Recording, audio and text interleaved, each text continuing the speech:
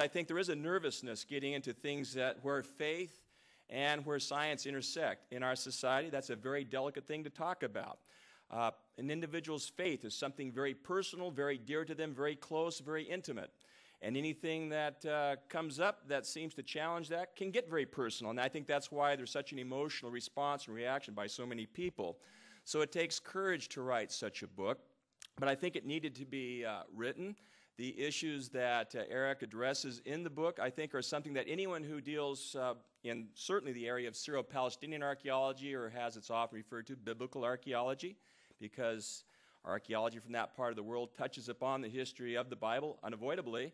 Or if you're a biblical scholar and you're dealing with the stories, as Tremper does in his Hebrew Bible or Old Testament courses about the Exodus, how do you avoid talking about, well, did the walls of Jericho come tumbling down? And all of us have had to deal with questions that come to us from our students, or if we go around to the community or churches or synagogue, and people ask us questions, well, has Noah's Ark been discovered? I think any archaeologist, certainly in my society at the American Schools of Research, I don't know of a single colleague of mine who hasn't been confronted with that question somewhere, either in the classroom or out in the community. Do we have proof for the location of the Garden of Eden? Has Noah's Ark been found?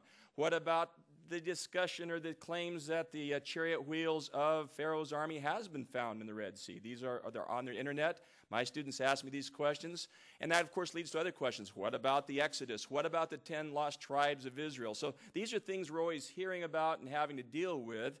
And so in a sense, this is very familiar turf, but it's not the kind of thing you like to write about because it touches very near and dear to some people. And we'll come back to that perhaps in a moment.